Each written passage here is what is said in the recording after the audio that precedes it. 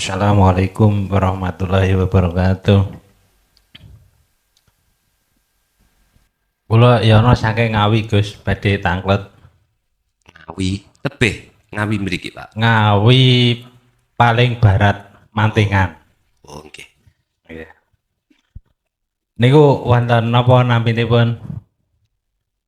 Teng ranah syariat nika wonten keterangan bilih tiyang setri niku menawi meninggal dalam posisi melahirkan atau nifas kan sanjangipun tergolong meninggal syahid.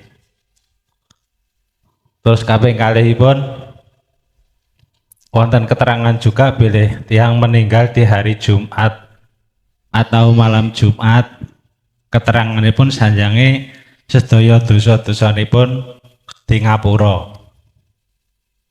Terus kaping kathah mboten napa-napa nggih Gus. Mboten napa-napa. Kaping tiganipun salat niku mencegah perbuatan fahsya dan munkar. Niku pripun penjelasanipun? Terus setunggal melih bilih tiyang donga niku napun Allah sanjangipun nek donga kan salat napa syarate kedah bersolawat. Nah, sedangkan Allah begitu menyebut Allah kan buat meliputi dua apa wujud dan sifat. Niku dos pundi Gus? Nyuwun dipun terangaken. Matur suwun. Assalamualaikum warahmatullahi wabarakatuh. Waalaikumsalam warahmatullahi wabarakatuh.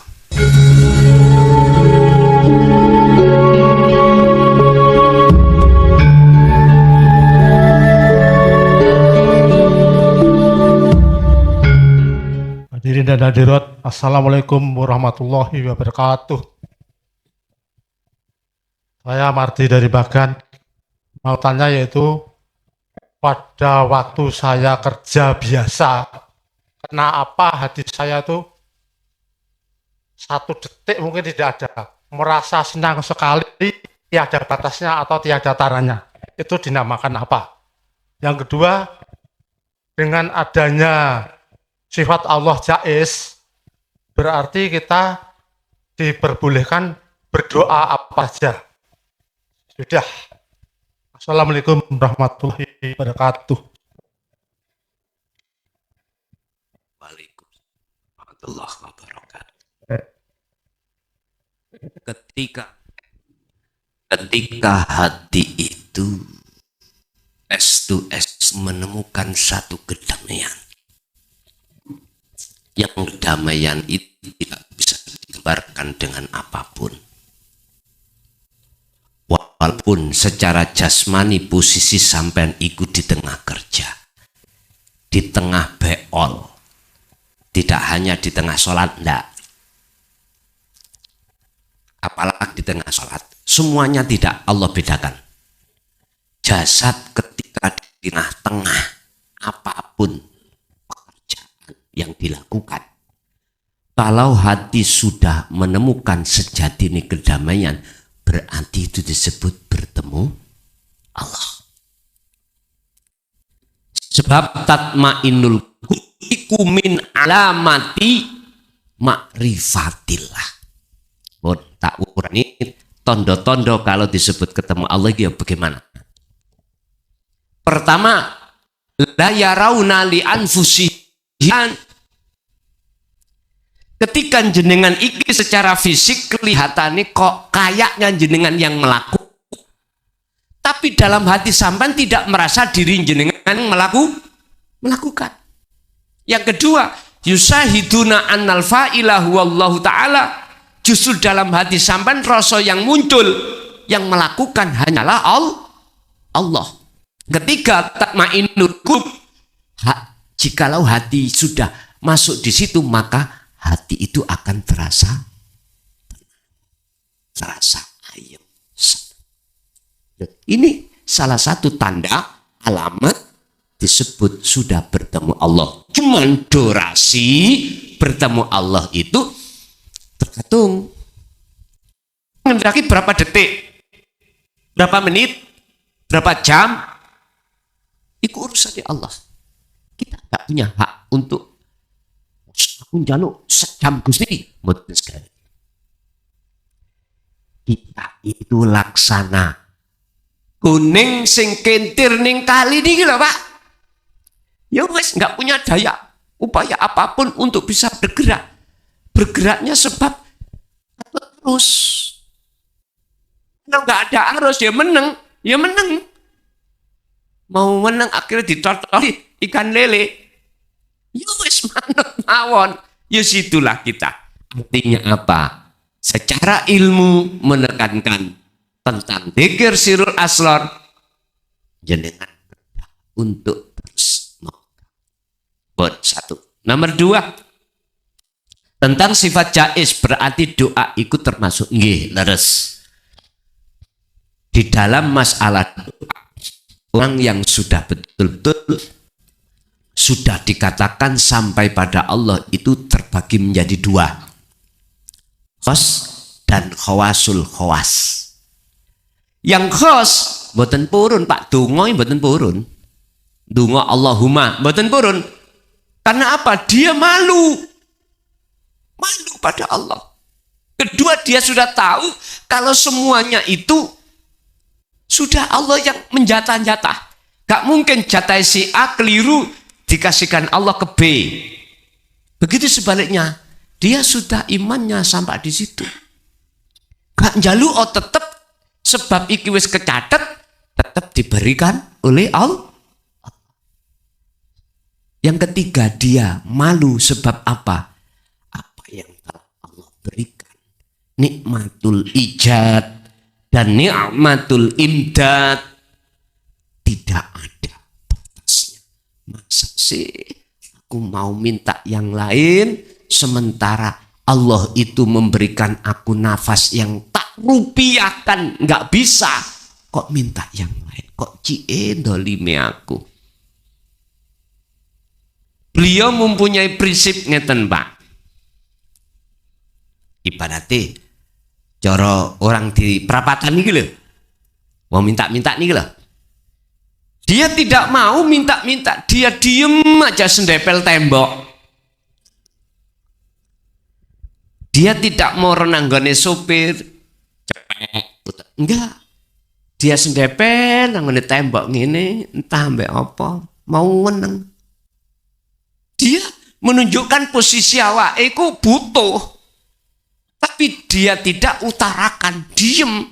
Bajunya rawak-rawek dan lain sebagainya meneng. Terus yo cacat, entah melakuni kumang senting, entah iku mang mripati wuta, diem. Kira-kira jenengan welas sing pundi antarané sing njaluk ambek sing mewenang? Aku yakin jenengan secara manusiawiyahnya lebih welas terhadap mereka yang diam. Lah sing njaluk Pak, mbuh niku ambek gue ecek-ecek, mbuh ambek gitar, mbuh ambek cempolong tok. Ketika sampai melihat ke dashboard, ada uang ratusan, eketan, puluhan ribu, 5.000-an, 1.000-an, cirik, sampean mondok sing pundi?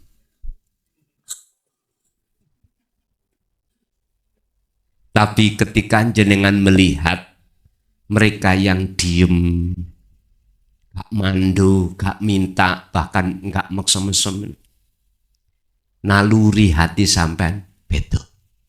Apalagi dia keadaan cacat fisik. Aku yakin paling tidak sampai mengambil sing puluhan, gak mungkin sing cerik wajah uncal ini, gak mungkin. Masalahnya ada yang di atasnya. Gusti Allah yang ngunu. Nek kawulane iku ngecemes sae. Gusti Allah ya grisin. Iku miturut sistem beliau sing ada di khos. Akhirnya dia nggak berani meminta. Ibarat dia itu hanya menerima ing pandu. Satu. Ada Pak sing khawasul khawas, sama-sama kekasih Allah. Beliau itu karena posisi lah sehingga tidak bisa dia itu tidak berdoa. Apa maksudnya posisi? Dia dicampur Allah di golongan orang syariat thariqah. Berhubung dia itu ditugaskan Allah tenggelam di mereka supaya mendidik mereka supaya bisa sampai ke makrifat, apapun alasannya harus mengikuti arus. Tapi hatinya tidak berdoa. Artinya apa? Ud'uni astajib lakum, niki dasari Pak.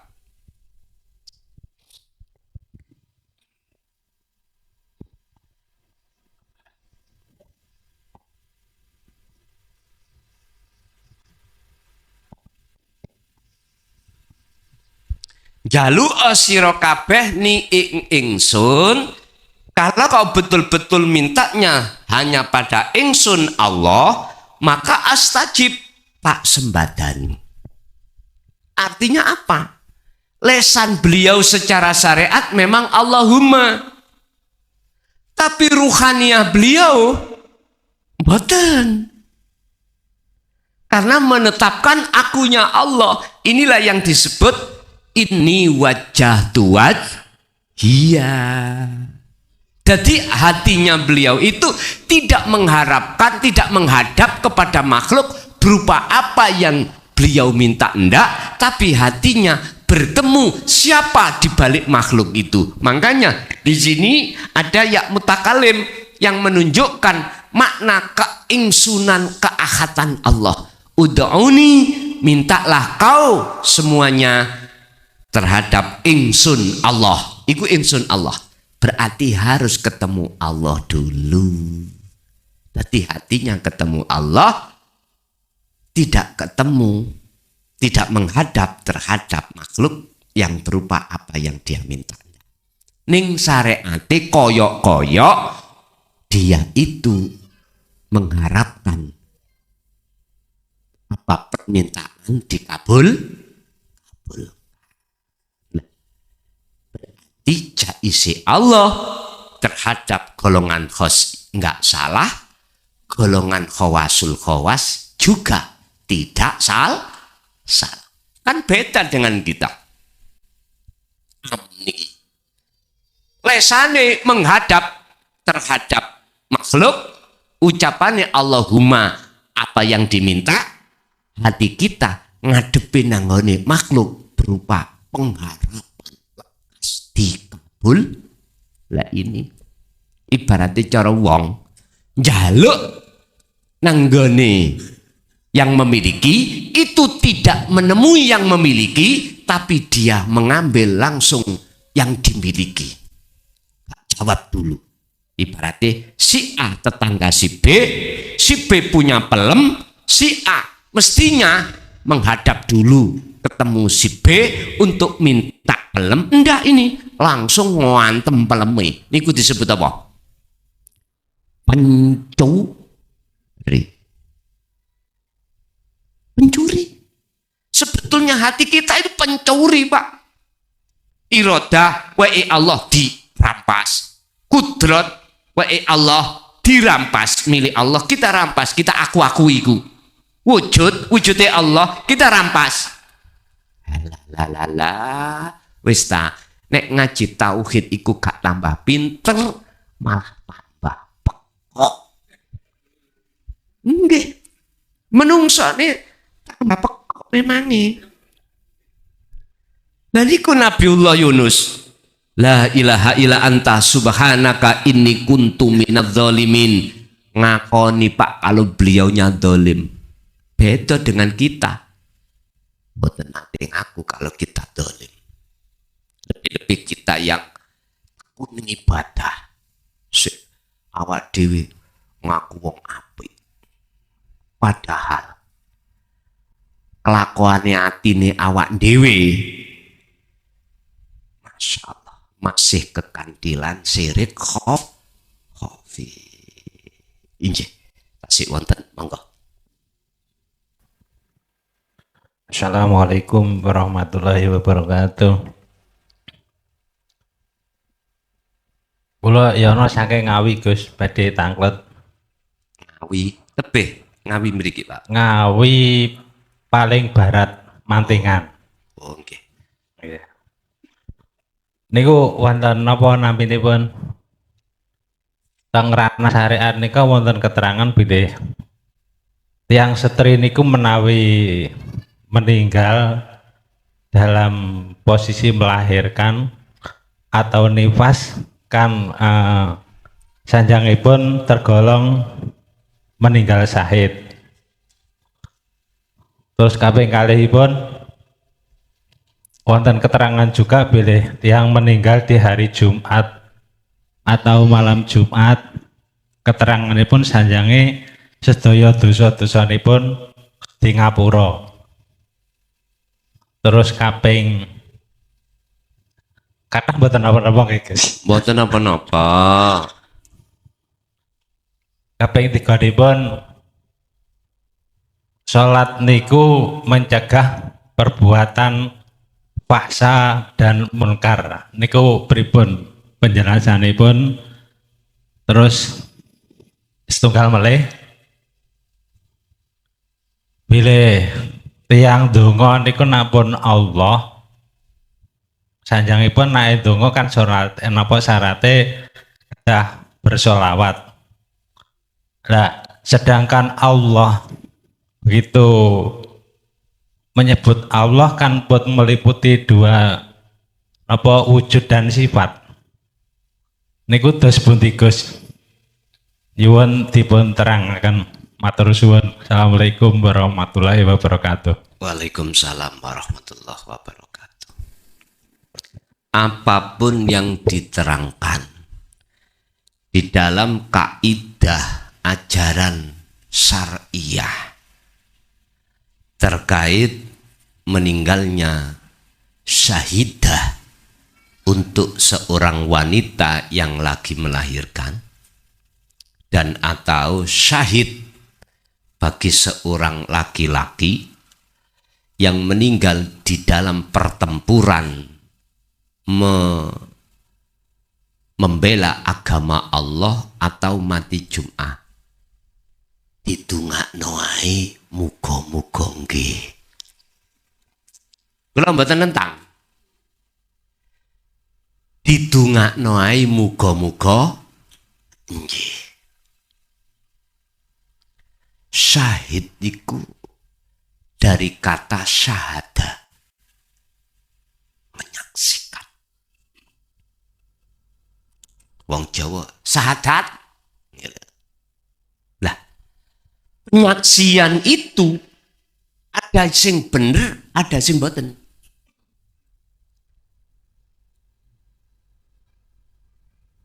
Wong menyaksikan sesuatu itu ada kalanya yang benar, ada yang kalanya yang salah.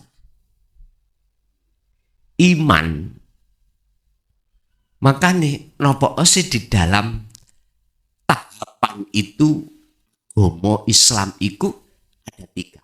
Islam, iman, ihsan.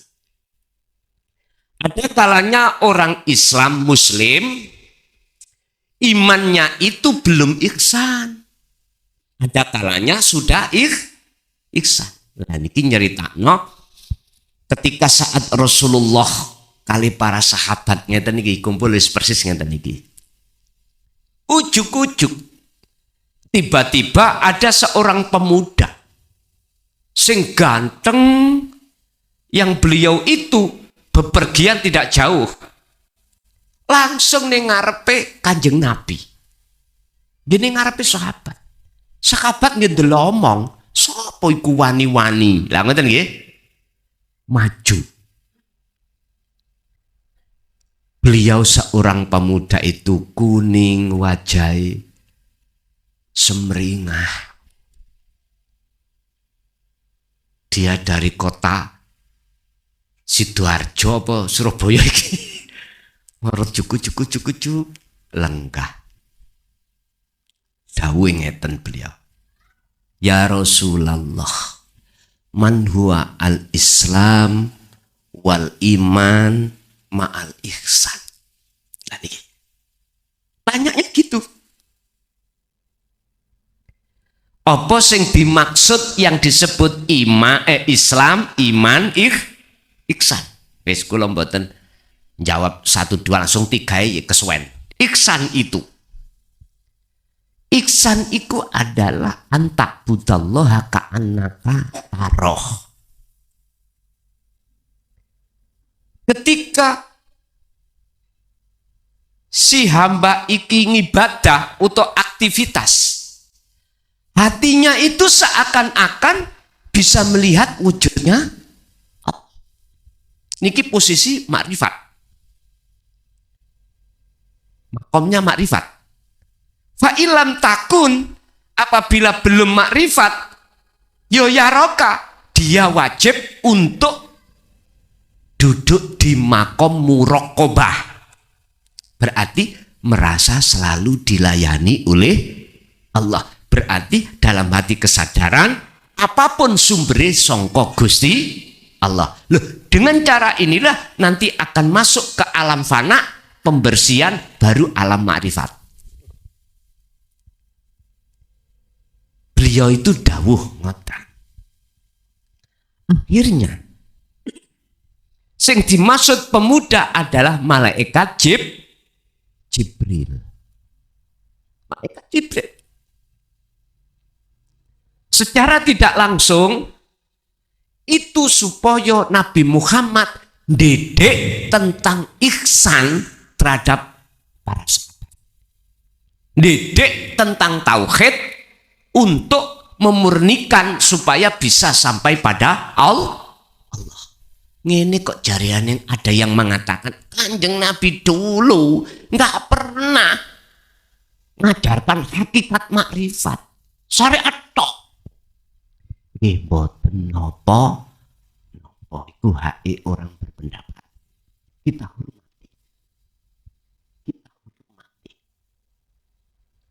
Bapak Ibu hadirin rahimakumullah. Dari keterangan yang terjadi pada diri Rasulullah dengan malaikat Jibril seperti ini, berarti menyangkut masalah syahadat, penyaksian. Orang yang hanya beriman nyekseni wujude Allah, tak jamin.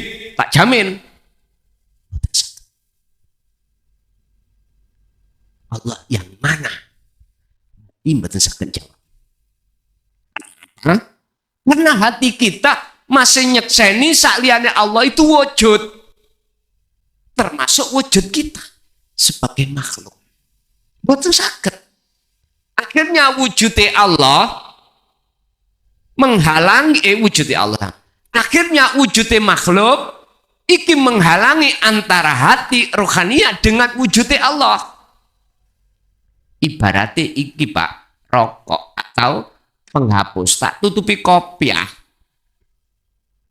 Moto niki masih mecicil. Lampune dipadangno ora bakal ketok. Karena masih ada penghalang. Analoginya seperti ini. Kalau hati kita masih merasa kita wujud, maka justru itu menutupi terhadap hati kita atas wujud nyatanya, sejatinya yang wujud yaitu Allah. Betul kalau sudah dibuka, dihilangkan. Berarti meripat saya, mata saya bisa menyaksikan wujudnya penghapus. Inilah ihsan. Kalau sudah di sini, maka kami bisa mastekno. Ini yang disebut syuhada. Lepas apa aktivitasnya pernahkah secara fisik belok agama, ataukah beliau di hari Jumat atau hari Sabtu atau hari Minggu, nggak dibahas. Aktivitasnya nggak dibahas. Yang terpenting hatinya sudah menyaksikan wujud aslinya Allah. Mesti sudah. Jadi paham ya? Makanya tadi saya tidak pernah menyalahkan apa keterangan yang ada di Ida saya. Jawaban kula muga-muga suhada. Ngoten mawon kula. Urusan suhada utawa enggak iku urusan iku Gusti Allah ngoten. Wis. Nomor 2. Nomor 3 tentang masalah sholat. Mana sholat yang dikatakan bisa mencegah perbuatan faksa dan mungkar? Inna sholata tanha anil faksai wal mungkar. Sholat yang mana? Bon. Kalau tak nyuplik dawe Kanjeng Nabi, sallu kama ra'aitumuni usolli. Niki maksudnya sholat sira kabeh seperti kau melihat bagaimana cara saya sholat. Sholat Kanjeng Nabi kama shallaita ala sayyidina Ibrahim millata Ibrahim hanifah. Apa sholat Kanjeng Nabi Ibrahim? Ini wajjahtu kepada wajia madhepe ruh lewat rasa terhadap urip. Iki bukan madhepe ruh, wajah ruh terhadap samawati wal ard.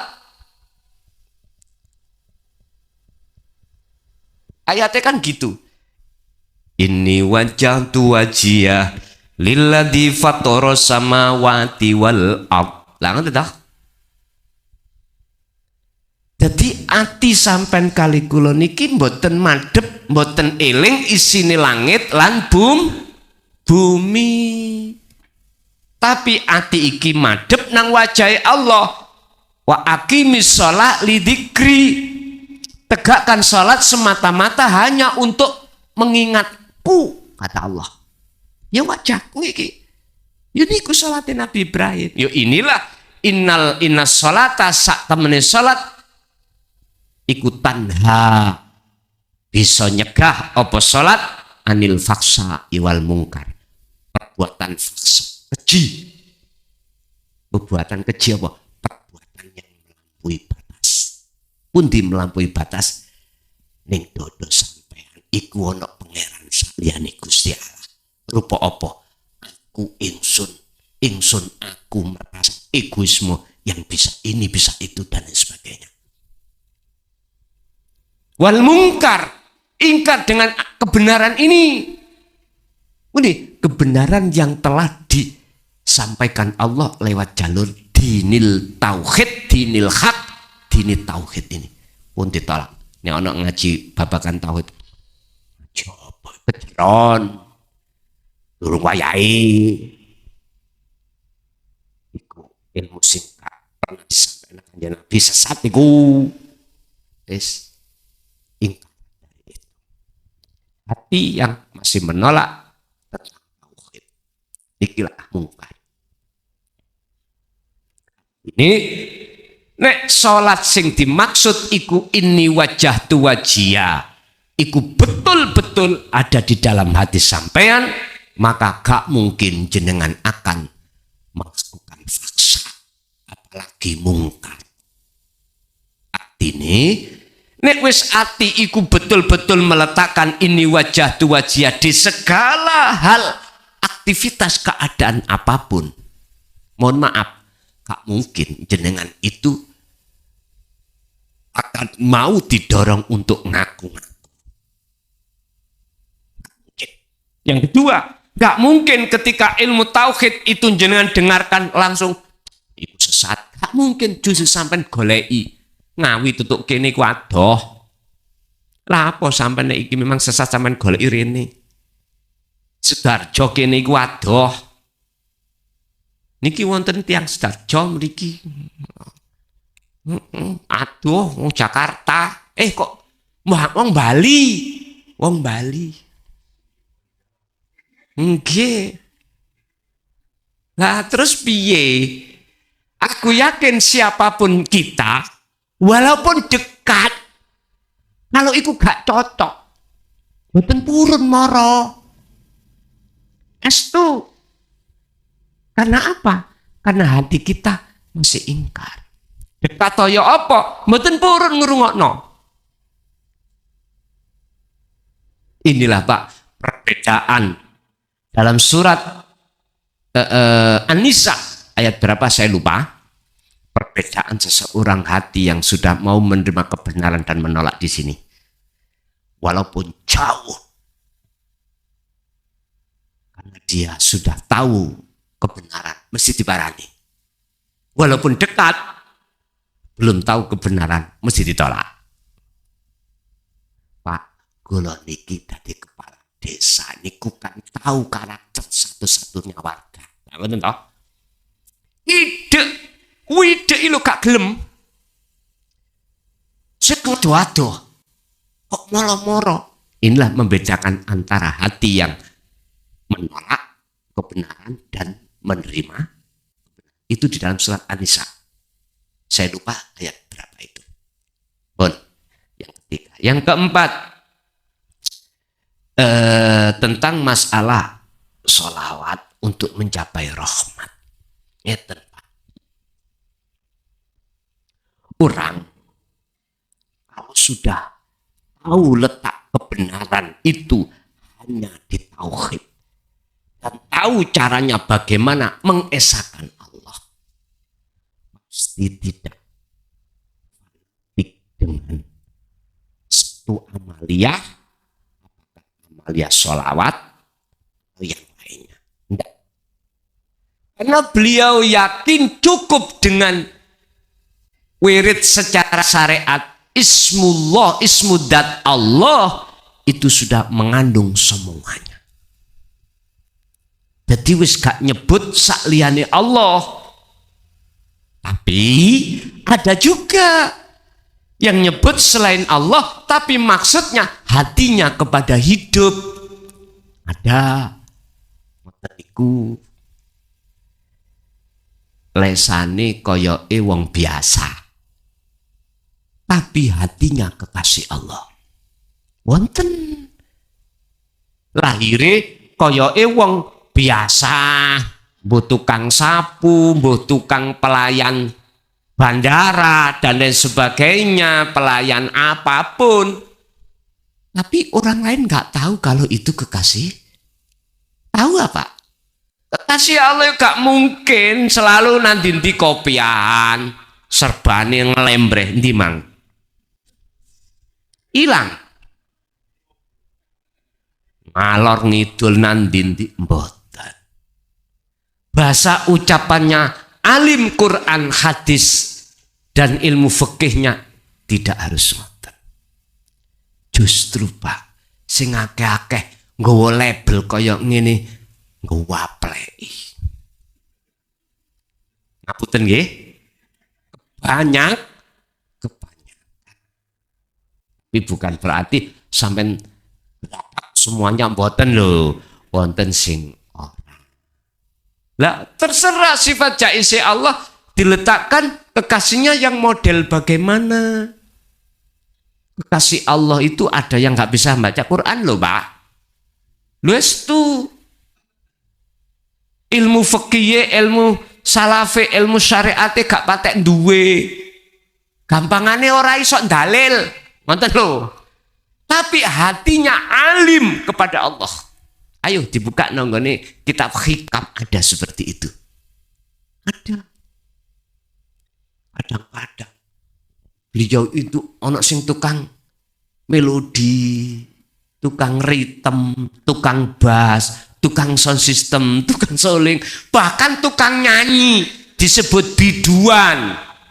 Nyun sewu, wonten sing tukang disenuk 21. Wis mboten saged mikir Pak kita itu. Tapi ingat satu makalah Allah. Innallah la yanduru ila suwarikum wa amwalikum wa nasabikum wa dzurriyyatikum walakin Allah yanduru fi qulubikum. Gusti Allah iku kandelak status zahir. Tapi Gusti Allah memandang status hati sejauh mana hati itu ingat pada Allah. Pak nggih? Wis. Golongan yang seperti ini, Pak. Nek kula angsal milih enak dadi wong sing dilihat menungso iku weleh, tapi mungguh Gusti Allah. Nek saged milih lho ya. Berhubung kita nggak bisa milih, itu pilihan Allah, ya udah. Sebab nyun sewu Pak, kados kula niki nyun sewu ya. Noyo ambek ngadeg nek nggone nyun sewu terminal Wania. Halo, mboten wani.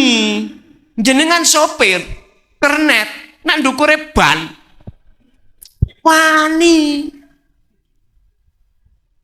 Ya Allah Gusti. Karena apa? Saya diperintahkan untuk menjaga status. Lah Gusti Allah gak ndelok niki. Akhirnya kadang-kadang kula nggih nekat. Lah piye to Pak kula kebel. Ning tengah-tengah tol, per mudune per ya. Nggih mudhun kula, leren per. Nggih nuyo. Gak kudu nang rest area. Nggih mohon maaf. Contoh mawon nggih. Contoh mawon. Gusti Allah sing milih manggon ki sampean. Nek kula angsal milih dados mboten kula. Kula niki ya nek dados aku legrek. Legrek temen. Berat saya itu ngerecek jero dada itu muncul Allah iku dalam keadaan koyo ngene iki masalah nafsu iku san akonono iku sing ngaji ilmu teko awakmu dudu to Gusti nafsu ngeten mbok nyantuk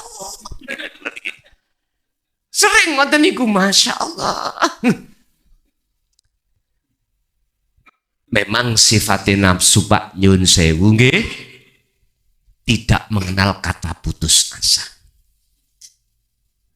Zaman sampean tasik ndelok TV hitam putih biyen lho nggih.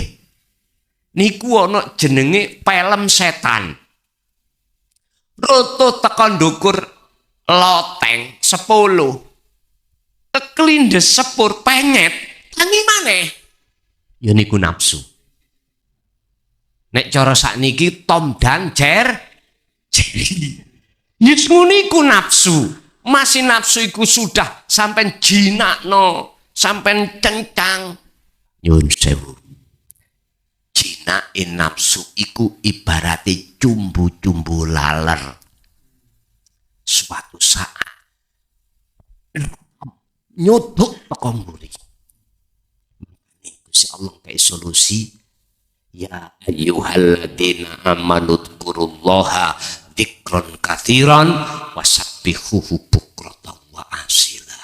Wis tangger kecono dikir iki supaya gak gampang awakmu diterkam nafsu teko mburi.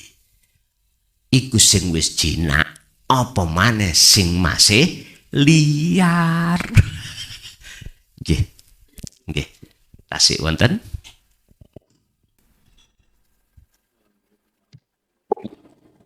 Waalaikumsalam warahmatullahi wabarakatuh.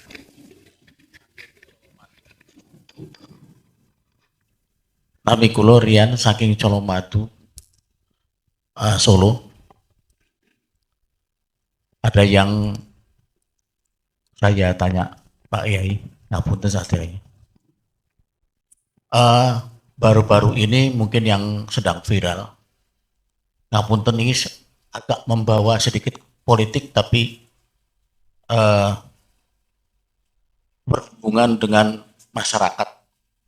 Contohnya masyarakat Jawa Tengah yang baru-baru ini kebetulan bahwa pajak kendaraan ini naik. Pajak. Nggih, ngapunten. Nah, saya juga banyak masyarakat Jawa Tengah kalau perlu tidak usah bayar pajak, termasuk saya. Nah, kalau saya punya nafsu seperti itu, apakah saya termasuk sesat atau dijalankan atau tidak? Mohon solusinya Pak Kiai. Matur suwun. Ngikuti gak bayar pajak gitu. Nggih. Oh, ngoten. Terima kasih. Nggih. Niki ranahnya hukum syariah ya. Ngeten, Pak. Hukum syariah berarti kita ngungkap fikih. Ya. Gak cukup hadis, gak cukup Quran. Notok. Ngeten. Ada yang disebut orang kafir itu macam dua. Yang hidup di tengah-tengah wong muslim. Kanjeng Nabi dawuh, ada namanya kafir zimmi. Kafir di mana selain wong agama Islam hidup di tengah-tengah umat Islam tapi manut ambek aturan ajaran Islam. Pajak ya pajak dan lain sebagainya. Satu. Kanjeng Nabi dawuh, kafir sing koyok ngene iki jangan kau perangi. Jikalau kau merangi sama dengan merangi aku. Iki disebut kafir zimmi. Paham nggih? Pun setunggal. Nomor kali ada kafir disebut kafir harbi. Kafir harbi baik kafir yang hidup di tengah-tengah negara muslim ataupun di luar tapi merangi. Lebih-lebih yang ada di dalam merangi. Ini wajib kau libas. Dan miturut syariat. Saiki dibalik. Itu tadi wong kafir hidup di tengah-tengah wong muslim. Sekarang wong muslim hidup di tengah-tengah wong kafir. Bapak Ibu hadirin rahimakumullah. Ngeten iki. Nek ngomong kalau kita bahas masalah syariat orang yang teke. Orang yang teke. Dari pertanyaan panjenengan kali kula, wajib jenengan iki mengikuti apa yang telah ditetapkan dalam undang-undang negara. Lah, sekarang negara itu wajib nggak PBB itu? Miturut kula, iki ngomong bahasa syariat. Bahasa syariat ya. Kalau negara itu menetapkan wajib, maka kita sebagai masyarakat yang patuh wajib mengikuti apa yang menjadi keputusan negara. Dalam hal ini pemerintah. Kita mengatasnamakan karena negara. Dan di dalam negara ada pemerintah. Pertanyaannya, sing mimpin iku betul-betul muslim apa kafir?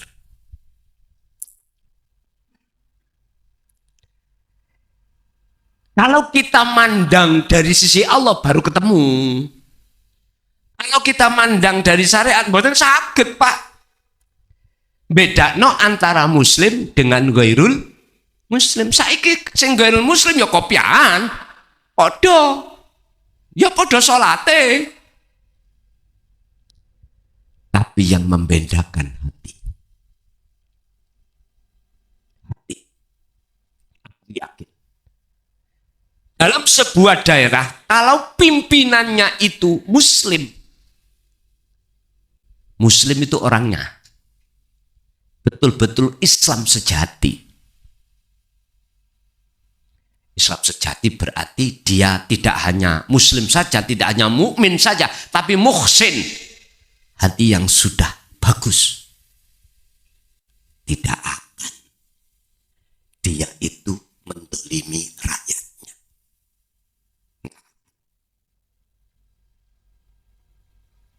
Contoh.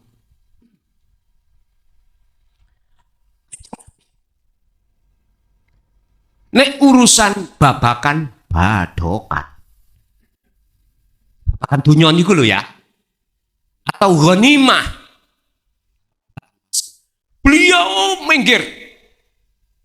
Mementingkan umatnya. Wis neng kok nek ana turahae aku. Nek ana karene, nek gak ana karene gak usah. Itu Rasulullah. Karena apa? Karena beliau sudah muhsin.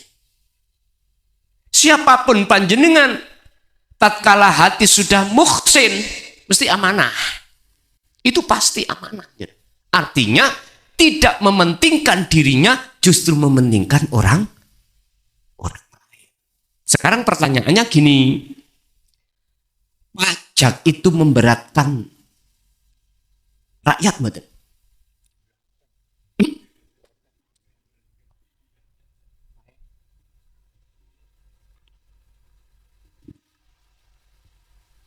Ibu hadirin rahimakumullah. Ingat, nanti ada satu zaman di mana Indonesia akan dipimpin oleh figur yang membebaskan pajak. Dukon itu kapan? Ada 4 visi dan misi beliau. Pertama, beliau akan mengajak hati seluruh warga Indonesia untuk mengesahkan Tuhan. 1. Berarti beliau itu meneruskan estafet amanah Rasulullah. Tablignya Rasulullah. Nomor 2, beliau akan meruntuhkan berhala-berhala yang ada di dalam setiap hati masyarakat. Ketiga, dia akan membebaskan pajak. Entah kapan itu. Yang terakhir.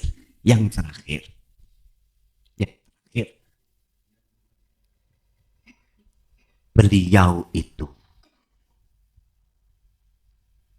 hidup di tengah-tengah masyarakat, tidak memencilkan diri dalam satu tempat yang dikatakan aman. Dia selalu untuk rakyat. Artinya temonane lu gampang, Pak. Wis gak kathik protap-protap sing aneh-aneh ngoten. Cara jenengan telepon ngono. Pak D, pin ketemu Pak D mangan bareng. Ayo, ngoten. Tapi tetap secara syariat itu ada pampres ya. Tidak lepas dari itu. Kapan son itu terjadi? Wallahu a'lam. Coba dibuka ning Quran. Oh, ning Quran wonten. Indonesia lebih-lebih sebab negara Indonesia negara yang paling tua di antara beberapa negara-negara yang ada di seluruh dunia. Makanya beda Pak Indonesia niku. Negarane situ bangsane ukek. Tapi rukun. Beda ning negara njaba. Bangsane akeh, negarane bangsane situ, contoh bangsa Arab. Negarane prencol-prencol wakeh. Ora ana rukune.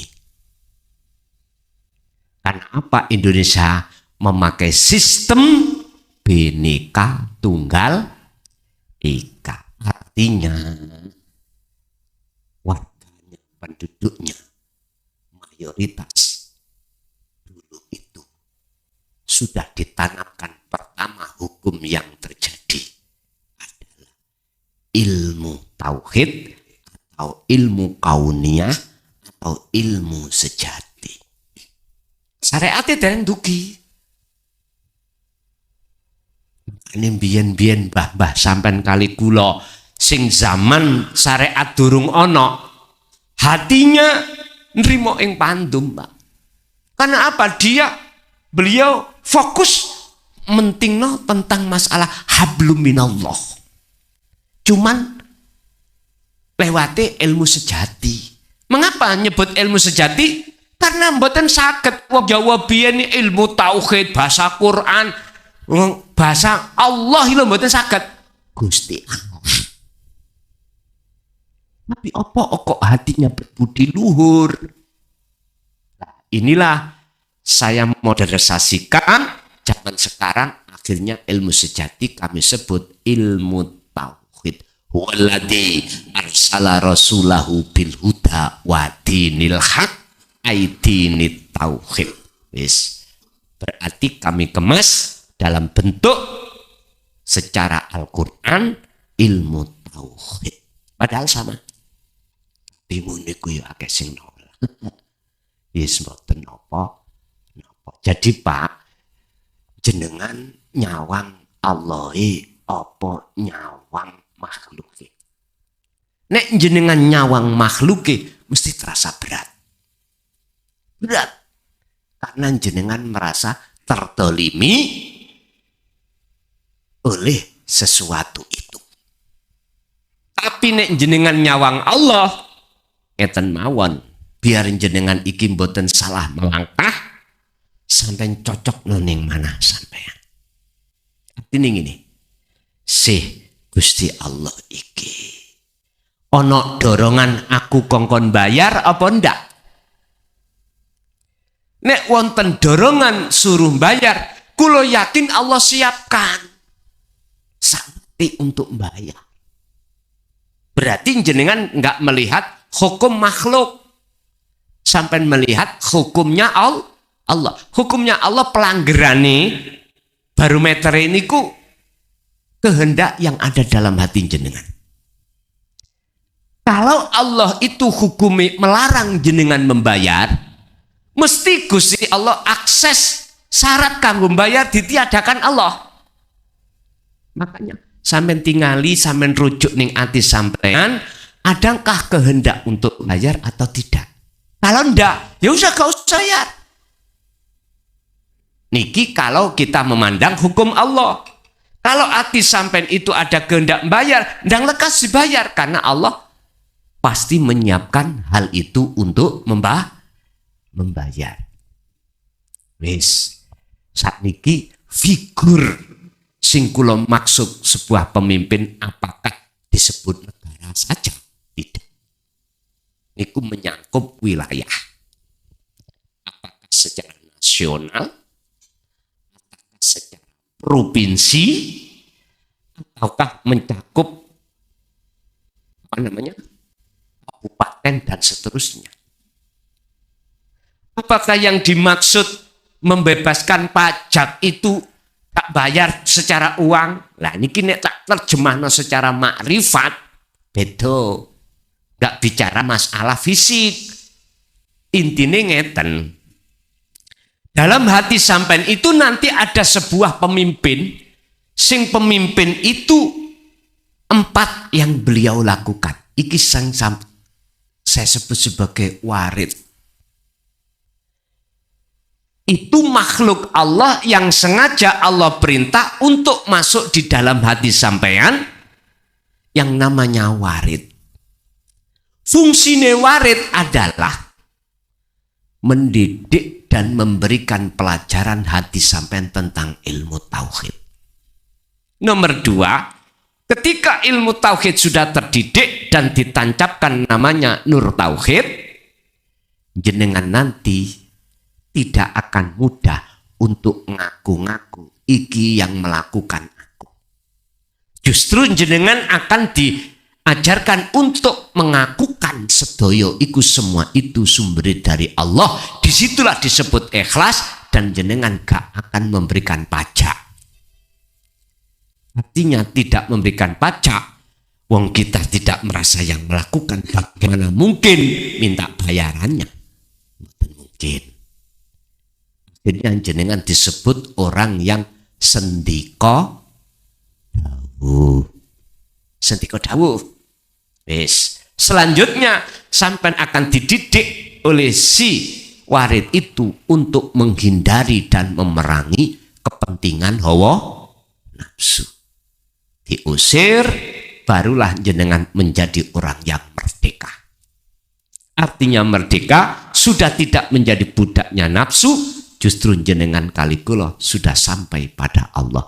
Iku maksudnya. Nek jenengan tanya secara syariat, ngeten mawon nek menurut kula nggih pejabat walaupun nek elek-elek ya ta.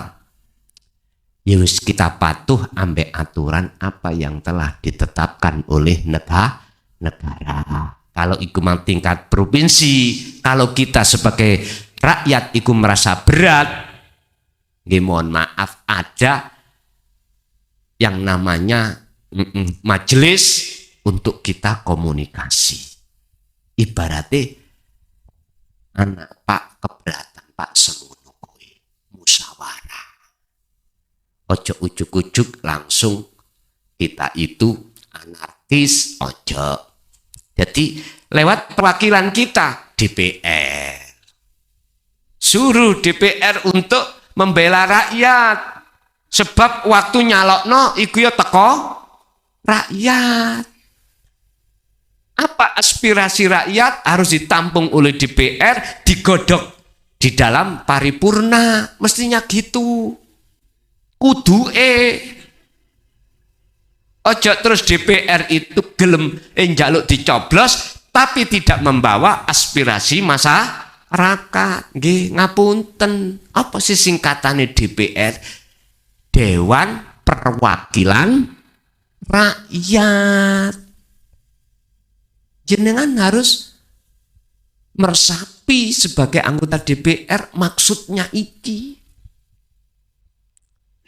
Makanya kan di situ ada majelis permusyawaratan loh Pak. Artinya ada tempat untuk musyawarah. Jadi gak saenake dhewe pejabat politik memutuskan satu keputusan, ya harus musyawarah dulu. Sebab masyarakat kadang-kadang ya merasa berat.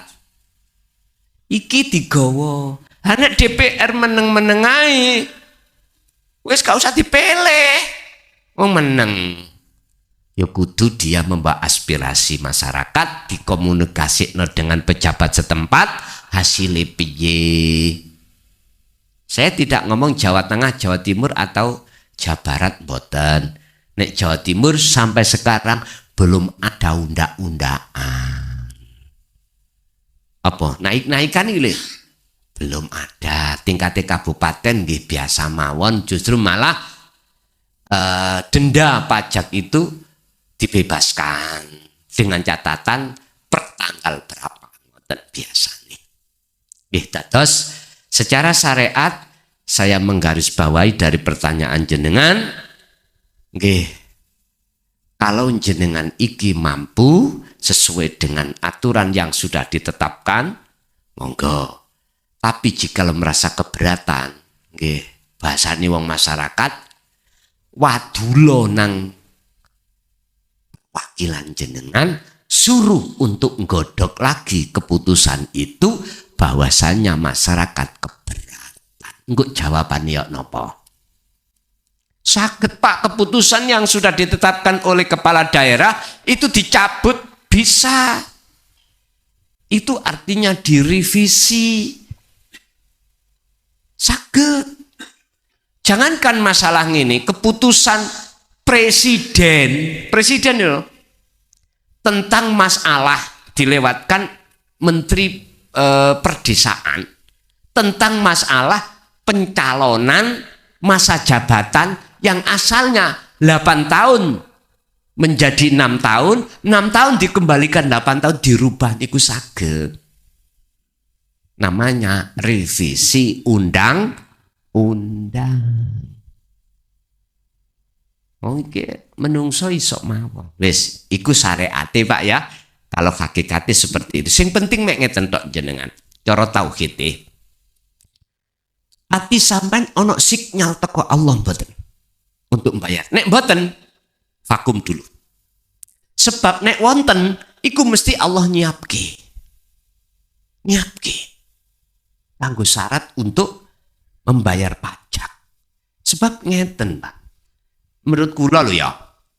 Wong kula bendina niku nggih ngomong pajak. Warga kula nek gak mbayar pajak tahun iki, tahun ngarep iku sik ditagih. Ditagih ngumpul plek. Niku. Makane kula pusing. Tegese pusing iku ngenten. Lah iya ya. Iki pajak nang wargaku. Delok keadaannya memang betul-betul nggak bisa. Terus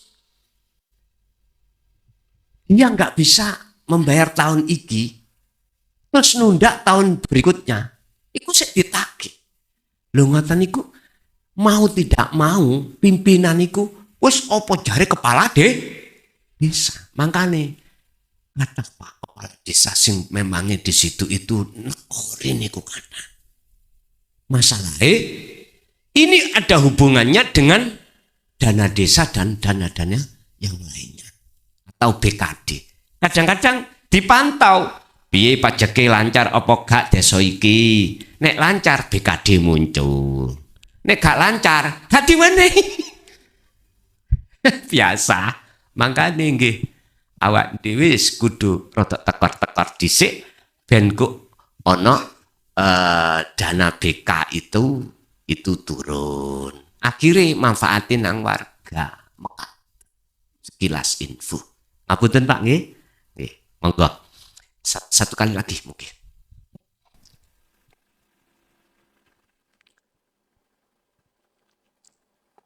Sampai cekap.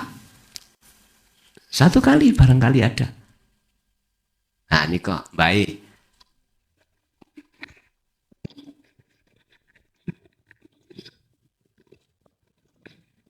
Apunten Pak Sulemele. Badhe tanglet Nabi Ayub menika nggih. Nabi Ayub menika gerah boten purun donga. Nah menika menurut pandangan Bapak seperti ini.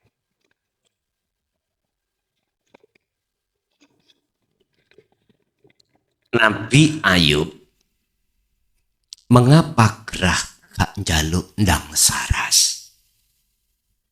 Pandangan tauhid sakit beliau itu mudah untuk ketemu Allah daripada sembuh. Nabi Ayub. Bahkan menurut cerita kisah diasingkan Pak dari tengah-tengah masyarakat.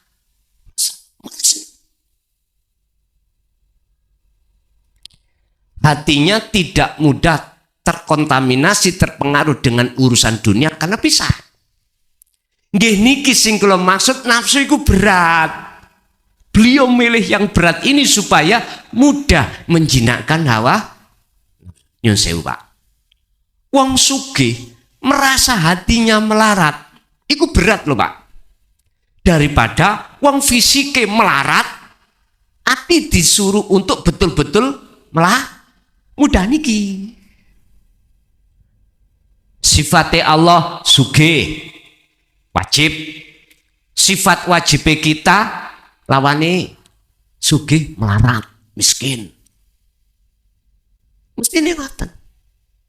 Jadi beliau itu untuk mencari sesuatu yang menjadi pilihan nafsu itu paling berat supaya menjinakkan nafsu mudah. Tapi bukan berarti wong sing sugih iku atine yo merasa sugih kabeh yo ndak. Wonten sing netepno atine sing duwe sugih, yang punya sugih Allah, status sifat saya adalah miskin. Wonten. Lah niki yo jarang. Hanya hati orang yang tekun tenggelam di dalam bahrut tauhid lah yang seperti ini.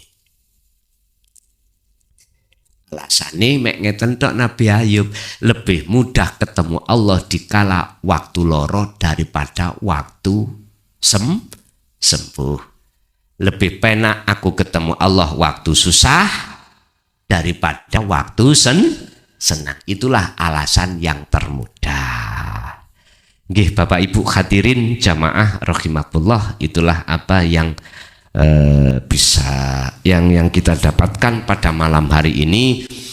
Ilmu sangka Gusti Allah mudah-mudahan dados ilmu ingkang manfaat fid dini wad dunya wal akhirah. Lahumul Fatihah.